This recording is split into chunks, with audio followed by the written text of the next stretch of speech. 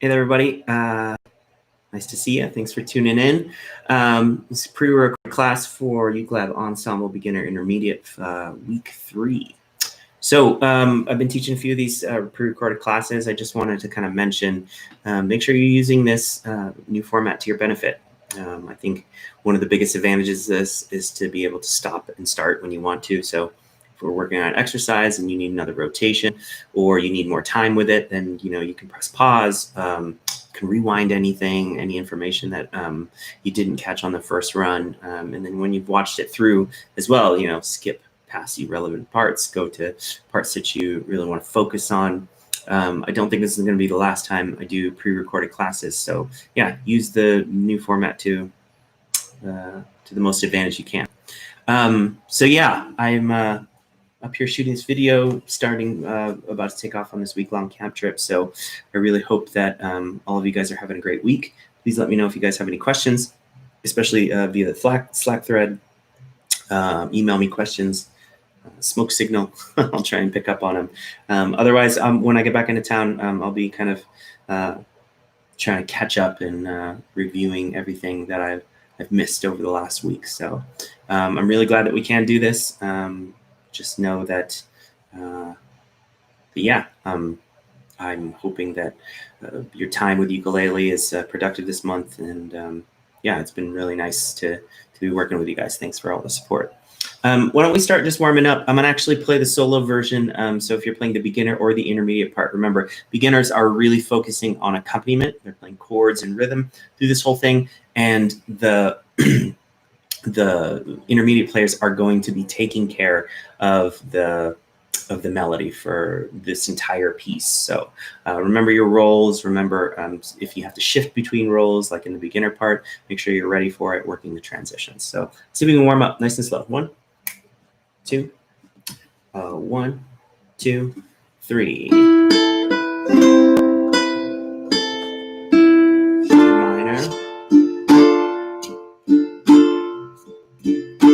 Switch to F.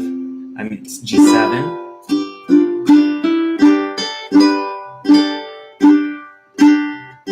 C major 7. And to the F chord. Here we go, next melody. D minor. And now E7. Here we go. 1, 2, 3.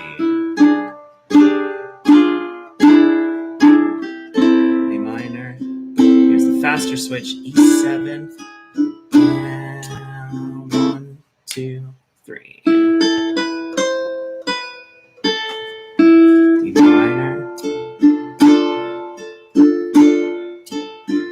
and G7. 1, 2, melody. C major 7.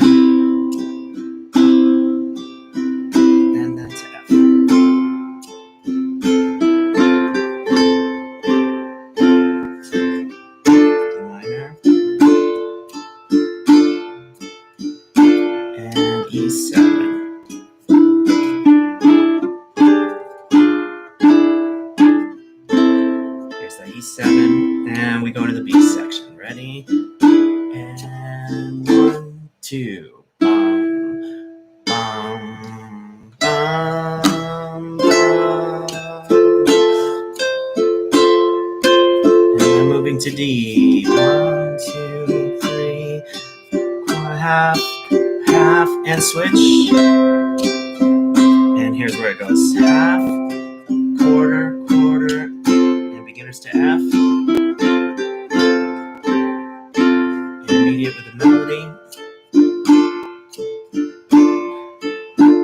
E7.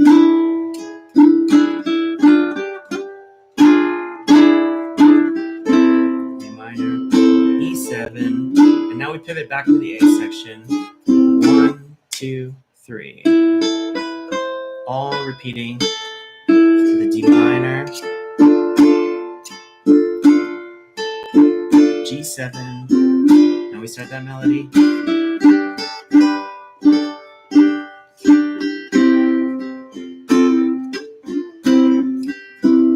And to F.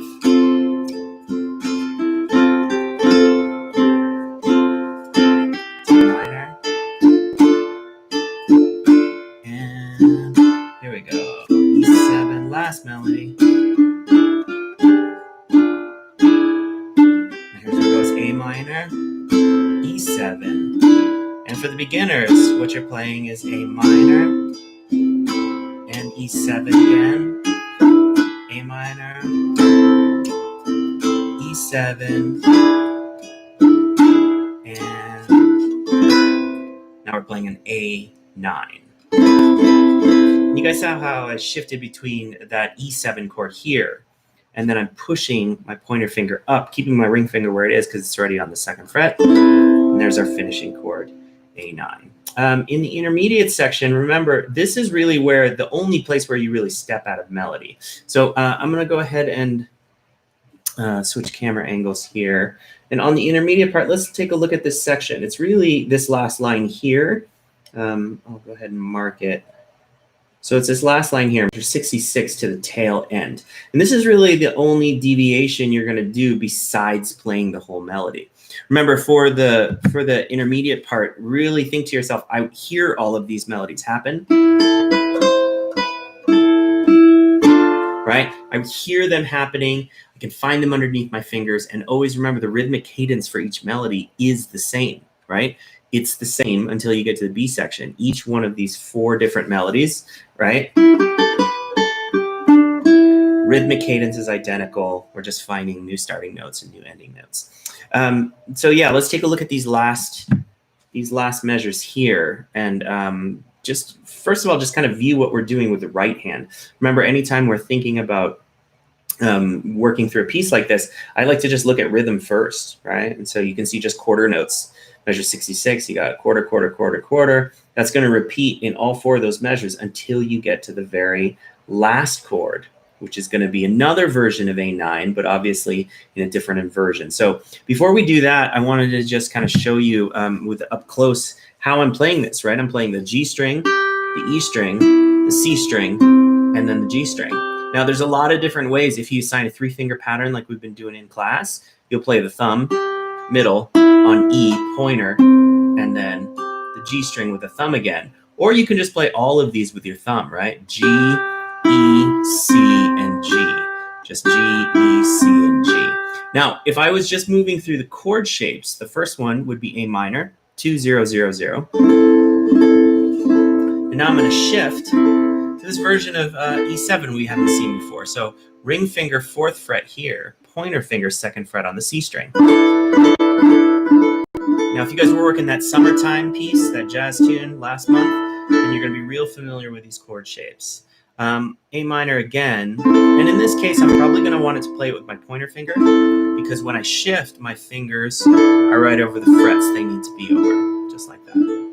Cool. The next shape we're going to go to, ring finger slides up a half step, 4th fret and 5th fret, right? Middle finger C string 4th fret, ring finger on the G string 5th fret. So let's see if we can try a whole note exercise just moving between those 3 shapes. A minor, this version of E7, then this version of A minor. 1, 2 whole notes. Here we go. A minor, 2, 0, 0, 0. Next one, E7, 4, 2, 0, 0. Next one, 5, 4, 0, 0. Let's go back. A minor, 1, ready, 4 and 2. Good. 5 and 4. Nice. Last time. Here we go. 2, 3, and 4 and 2. 5 and 4. All right. For this last shape, what I'm going to do is a familiar shape to all of us, right? This G shape. Except I'm actually going to be up on the top 3 strings. So now I'm on the G, C, and the E strings. And I'm going to take this shape and I'm going to shift it all the way so my pointer finger's on the 7th fret. So this is the chord shape I'm looking for, and I want you to know that it actually comes from this shape, which is a barred A7, moved up from the 1st fret until my middle finger moves up to 8, right? So I'm here on 7 with my pointer finger, 8 on the C string with my middle finger. That's the chord shape I'm actually looking for, but remember, if this is an easier shape for you to get into, that's also an option. You can do the barred kind of shape here or this shape here. So remember, when you're switching between these, if you're not doing the picking pattern, it's going to be a lot more simple and focused, right? and then maybe here, right? Try again. A minor, 4 and 2, 5 and 4. Nice. And if I do it the barred way, it's going to look like this. It's kind of like a B7. You might have played that shape here on the 2nd fret. It's just shifted up, so it's here. And you're really going to concentrate on only the top strings because that's going to be our picking pattern. So I'll show you an example of me just moving through that. Remember, you're playing the G string, E string, C, and then back to G. That's your pattern, right? G, E, C, and G. So I'll play it one time through, and then we'll try and focus on just the right hand. Sounds like this. 1, 2, sounds like these are your 4 measures. 1, 2, 3, and 1, 2, 3, and 1, 2, 3, and 1, 2, 3, and that's where we're going to finish on that chord. Anytime I'm looking at rhythm, anytime I'm looking at a new section that might be a little more challenging, I really try and identify, all of those fret numbers that would be on the tablature, and I either make them X's if I'm going to cover the strings, or I make them zeros. To me, then it's really simple to identify that pattern and see it for what it is, right? Which is not very complicated, but as soon as I throw those left-hand shapes in, a lot of times it can get a little bit more cluttered, right? This is sort of the section that we're looking at right through here. Those sections. See what it looks like when we do full screen. Yeah, that looks a little better. Cool. So there is your measures that you're looking at. So make sure you can move through those sort of independently and then also be able to play the picking pattern. This one's not as tricky in terms of rhythmic variation, but you do have to get comfortable with moving between those strings. So why don't we start there? Why don't we play the G string, the E string, the C string, and then the G string. Let's try that. 1, 2, ready, here we go. G, E, C, G. Again, G, E, C, G. Again. Again. Nice. Let's try again. G, E, C, G. Now, another way to play this, remember a 3-finger pattern here. You can use your thumb to play G, middle finger to play E, pointer finger to play C, and then here. So it would be thumb, middle, pointer, thumb, thumb, middle, pointer, thumb. Let's try that exercise. If you were doing just the thumb and you're going to go that way, you don't need to try this picking pattern, but I would suggest to everybody, give it a shot. See how it feels. 1, 2, ready, and thumb, middle, pointer, thumb, thumb, middle, pointer, thumb. All right, let's try this picking pattern, and let's see if we can try some of these chord shapes. First, A minor, try to use your pointer finger. A minor.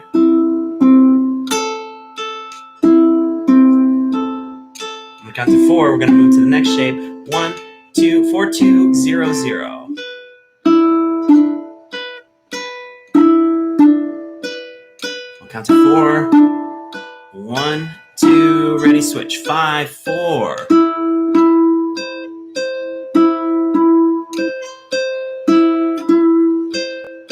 And switch. 7, 8.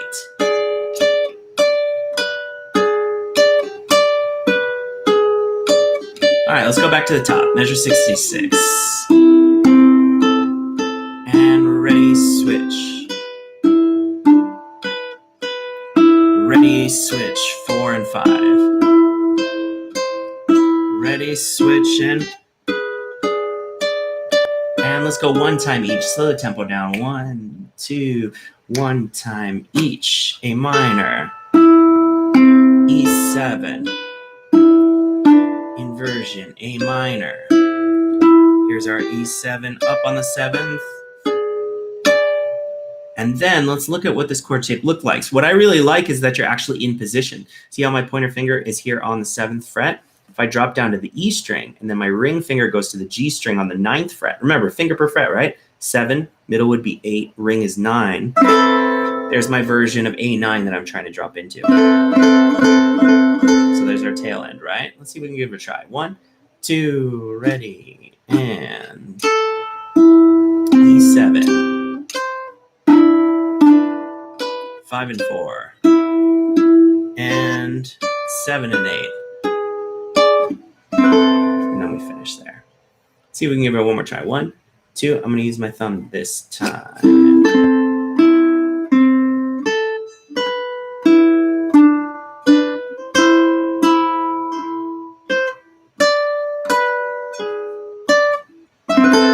Remember, this is a new chord shape for you, but you're already in position when you're in this, especially if you use the bar. It's not a very hard switch. If you're here in this position, then trying to get, out of that shape and in, it's a little trickier. But if you use that bar for 7, 8, 7, right? Then switching is really just kind of laying the fingers down. Let's try one more time. Whole notes moving between those chord shapes, and then we'll try the picking pattern. 1, 2, ready. Whole notes. 2, 4 and 2. 2, 5 and 4. 7 and 8. And now we're ending with the A9. All right, let's try the picking pattern. Here we go. Ready. 1, 2, 3, 4. 1, 2, 3, 4. 1, 2, 3. And finish A9. Let's see if we can move a little quicker. So it's more 1, 2, 3, 4. 1, 2, ready, A minor. 1, 2, 3, 4. 1, 2, 3, 4. 1, 2, 3, 4. 1, 2, 3, 4. And finish. A little faster. Here we go. 1, 2, 3, 4. And we're not going to get up to the speed. Let's try it really quick, though, just to give it a shot. 1, 2, ready, and...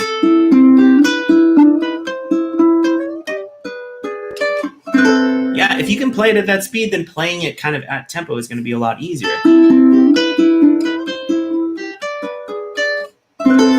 Remember, being able to flow through these shapes, it's all about isolation, right? Really working on that left hand by itself without any other distractions, right? Anytime we throw that right hand in, anytime we're thinking about reading music off the page, then we're just adding extra elements, right? Adding extra steps. See if we can learn how to move smoothly between those chord shapes before we add any other elements.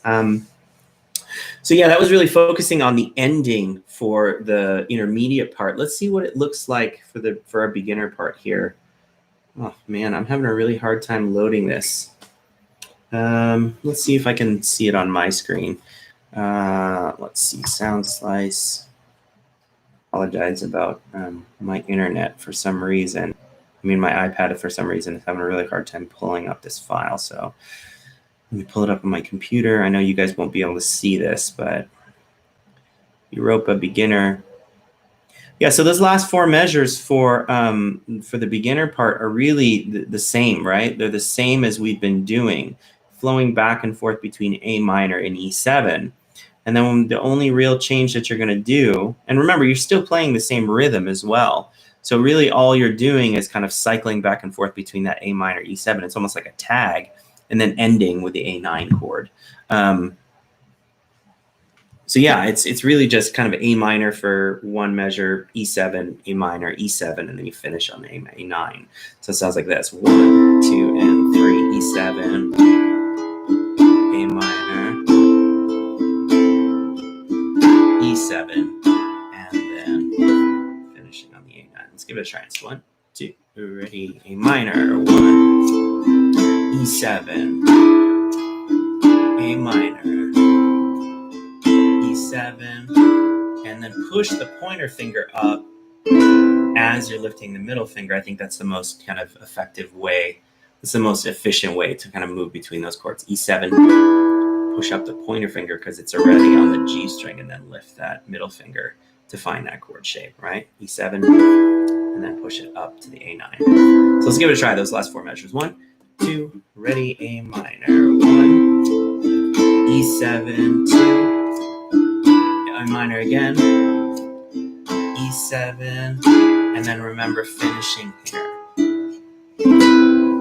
Finishing right there. I wanted to take a closer look at the B section for the intermediate part as well. I really think that this is, probably the most challenging part of the piece, just because we're shifting kind of the placement, right? Shifting the placement. It's not necessarily that it's that difficult to play. It's more just our position, our position on the fretboard kind of jumps from being in this open position where we've been playing most of our melodies, right? All of these happen in these first 3 frets, and we don't really have to shift. But here in this B section, and I'll kind of switch that camera view here, 31, 32, 33, 34. That's really where this B section starts. I realize I don't have this labeled yet. I'll switch that over. But measure 34, you see that whole note, open E, for a half note, open A, and then we're going to play that 7th fret, and then that E kind of gets stretched out for 2 whole measures there before we move it down to 5. And then we move it 7, 8, and then up to 10, 10, 8, 7, open. Now from here, right here at measure 45, let's see, 44, 43, right here at measure 42, what we're doing is actually shifting into something we already know how to play, right? This is really just the melody. And from here, all you're doing is starting at the 3rd melodic phrase and finishing 3rd and then 4th. So let's see if we can play that. I'll highlight it here and see if you guys can see what I'm highlighting. So let's just kind of finish there on that note, right? Let's see if we can play from here. 1, 2, measure 34. 1, 2, 1, 2, ready. Remember, 2 beats, we rest. 1, 2, bum, dum, dum, dum. 3, 4. 1, 2, ready, whole note on D. 2, 3, 4. Half note, and then whole note. 2. Now here's where we shift to 10. 10 for a half, 8, 7, open. And then from here, remember, we already know how to play that phrase. We actually, worked on that melodic phrase. It's basically the 3rd melodic phrase in the tune, right? So from that point on, it's actually the same, right? It's the same, and you don't really have to learn anything new. And so that's what I really love to look at. It's just like, oh, we switch into this B section, and it's not really a whole new part I have to learn. It's actually the first half is this new melodic phrase, and then the second half is really something that we've already played before, right? So I'm going to play that once, kind of with the music up. Let's see if we can play through that phrase, and then we'll switch to a camera angle so you can see my hands. 1, 2, 1, 2, ready, and rest. 1, 2, open. 7 and 7. That's a really long note. 4, 1, 2, ready to the D. Here we go. 1, 2, ready, and 7. 8, 7, 2, 3. Here's where we shift. 10, 8, 7, open. Now, the key thing to think about in that melodic phrasing is that it's a lot of space. It's a lot of space. So you really got to work on your legato. Make sure that your melodic notes aren't getting cut short, right? A lot of times when we play a note and then we get ready to play the next note, we'll move our thumb and we'll actually place it on the string, stopping the vibration a little bit early. Now we're ready to play the next note, yes, but we've actually stopped that sustain from the note before. So especially in this phrase during the B section, we really want to sort of make that melody soar. So really think about long connected notes, and you really don't want to stop the vibration of the strings until you're ready to play the next note. Let's talk about fingering a little bit. When we go, the first 2, obviously we're in the first position. We just finished the phrase before it. And now we're going to play these long notes, half, half. Now here, I would probably put my ring finger on the 7th fret. Because really, when you think about it, the 5th fret is the lowest place I go, and then the 8th fret before I switch up to 10. So I really like that kind of finger per fret rule, right? Ring finger here, long note on E, and then I shift down to find the D after those 2 whole measures. 2, 3. Now ring finger will play 7, pinky will play 8, and now I'm going to shift my pinky to 10, right? When I play that kind of higher phrase, I have my pinky on 10, middle finger on 8, and then pointer finger on 7 before I play that open A string, right? So if you would just watch how I play this, it's going to be open E, open A, ring finger 7th fret, really long note. Remember, that's 2 whole measures. And then I go to 5, pointer finger, 2, 3, 4. Now 7, 8 with the pinky and up to, or down to 7 with the ring finger. Now I shift 10, 8, 7, open. And then I'm into the next part of the phrase. Let's see if we can try that together. Here we go. 1, 2, 1, 2, 3, 4. 2 measure, 2 beats rest. 1, 2, 3, 4. Ring and ring. 2, 3, 4. 1, 2, ready, and 1, 2, 3, 4. Half and 2. Here's where I shift. 10, 8, 7, open. Try it one more time. 1, 2, 1, 2, 3. Remember, 2 measures are 2 beats rest. 1, 2. 7, 7, 2, 3, 4. 1, 2, ready, and pointer finger. 5, 3, 4. 8, 7, 8, and 7, 2, 3, 4, 10, 8, 7, open. Let's see if we can continue. Ba, da, da, dee. Right? So remember, through that section, your melodic phrasing, this is really the only variation that you're running into. That through that whole A section was really just 4 different melodic lines that had identical rhythmic cadence, just different starting notes, right? Ascending and then descending. So really try and make sure you hear those. You can find them underneath your fingers. What I think would be kind of a good run here is maybe we should just try this whole melodic phrase. Try this whole melodic phrase, this intermediate part. Let's see if we can give that a try. I'm going to see what it looks like when I go full screen on this. See what it looks like if I can just make it so that the whole piece is visible. I'm not sure how well all of you can see this, but let's see here. Just reset it. Huh. Picture's not looking so great. So something's going on with my iPad. I think we're just going to have to do it from memory. On my end anyway. Let's see. Hopefully you guys have some visual reference. If not, go ahead and pause it. But we'll take one run at this entire melody through the intermediate part. Here we go. 1, 2. Remember, 3 beats of rest. 1, 2, 3. 2, 3, 4. 1, 2, 3, 4. 1, 2, 3.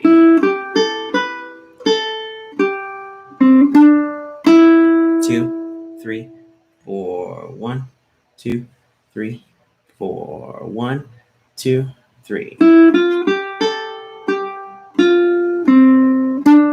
2, 3, 4. 1, 2, 3, 4. 1, 2, and 3. 2, 3, E7. 2, 3, 4, and 1, 2. Starting over. 2, 3, 4, and 1, 2, 3, 4, and 1, 2, 3. 2,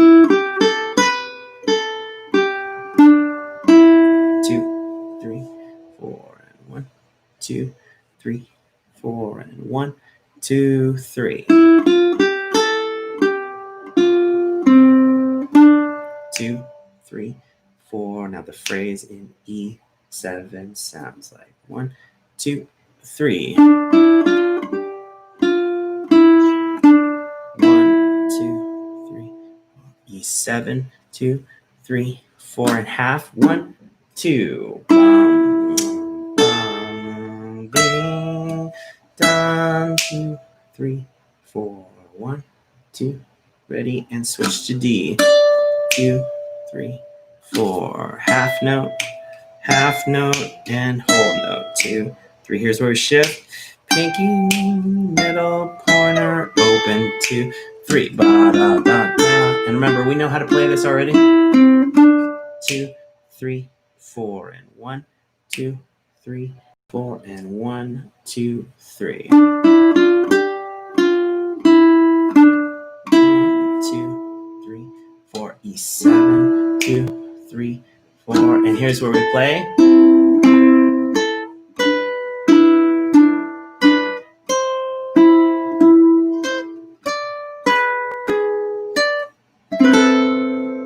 There's our ending.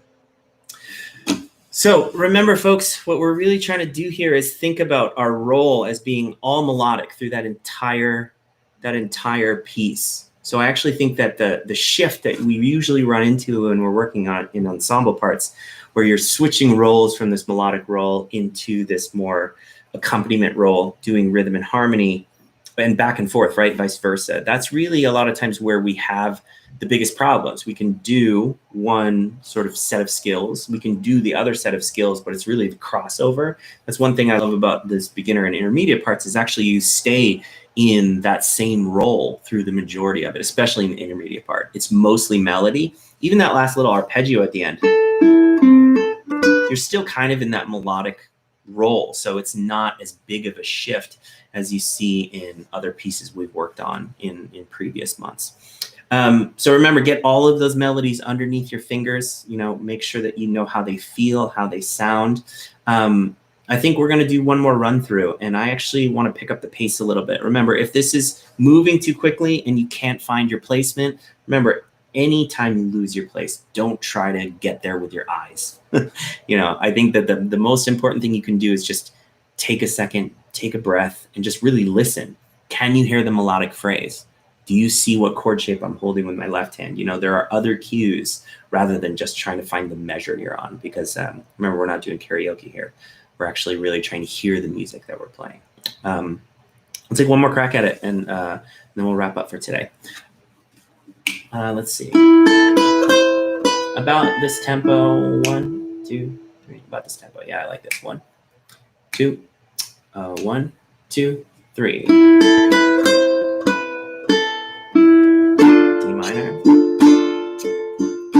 Into G7, 1, 2, 3. C major 7's your chord. Now we're moving to the F, and remember, 3 beats, 1, 2, and melody.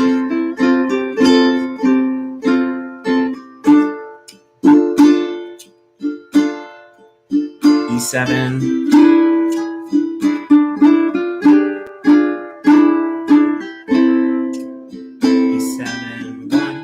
Three beats here. 1, 2, 3. Back into the top. D minor. Moving to G7.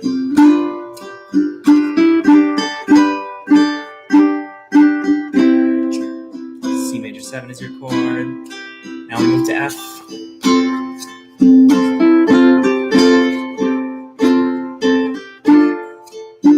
Last shift. Into E7, 1, 2, melody.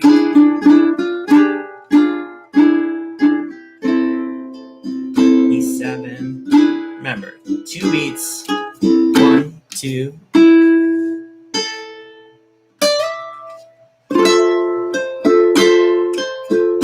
And now we shift to D, and we move it up, and C.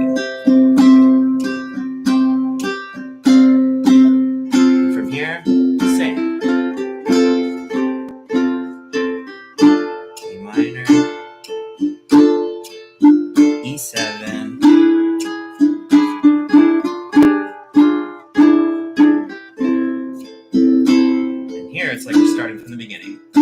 3 beats, 1, 2, melody. D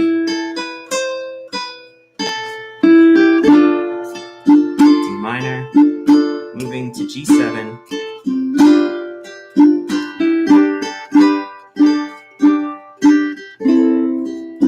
C major 7, and then to F.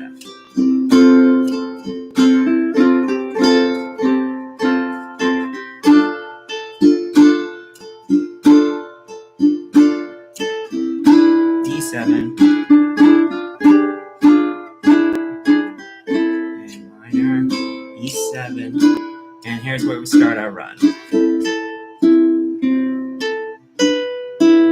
that intermediate part.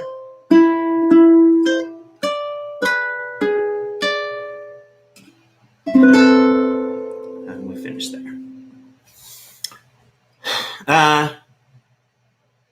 Yeah, that felt pretty good. Remember, guys, think about think about the parts that you need to know for this song. You know, for the beginner and intermediate, what you want to think of these is almost in blocks, rather than thinking about, oh, I'm on measure 3, next comes measure 4. What am I supposed to do there? And trying to internalize the information, kind of reading it off the page. Really make sure you understand the chord sequence if you're doing the beginner part, understand how the melodic phrases kind of connect if you're doing the intermediate. Understand the chord structure and the chord progression if you're doing the beginner part, and then understand the melodic phrases, how each one moves and how they sound if you're doing the intermediate part, and know these songs almost in sections, right? Through that A section, this is what I'm doing. In this B section, this is what I'm doing. When I go to this A section at the end, it's just like the A section I did at the beginning of the piece. So many times when we look at an arrangement and we see, oh my God, there's 68 measures, you know, we can get really disheartened. Try and avoid that. That's sort of, I mean, it's a natural thing for all of us to do. Try and avoid that when you first look at it and say to yourself, do I see any repeating patterns? You know, if I know how to play the first melody in terms of the cadence, the second melody is identical. So it's almost like I already know how to play that second phrase. Third phrase, same. Fourth phrase, same, right? It really makes your job a lot more digestible and a lot easier if you can learn that there's repeating patterns and you're just doing the same thing over, right? If you're kind of doing that karaoke thing where you're just reading measure to measure, then it can be really, really challenging, not only to process the information and do whatever you're supposed to do next, but also just to keep track of where you are, right? Anytime that happens, remember, try and shut your mind down for a second and just breathe, take a breath, and really listen to what you're doing. Okay, so I think we're good for today. We're gonna wrap. Remember, guys, if you have any questions, you can ask them via the Slack thread. Yeah, just work on your parts. I would say this is that if you are, you know, getting comfortable with any of the sections of the tune, starting to get them under your fingers, starting to get the sound of them, now it's time to either play with one of the other parts. If you're working on the beginner, intermediate, or advanced, if you're working on the intermediate, beginner, or advanced, playing your part along with the other parts, right? The full score is really good for that. And I apologize, I have not got the full score video, accompaniment video edited yet, but it will be done. I'll get it done as soon as I can. I know that it's a lot more pleasant to be able to play with real sounding instruments. So thank you guys so much for your time. Thanks for all your hard work in UkeLab this month. Enjoy your week, and yeah, we'll see you next time. Bye.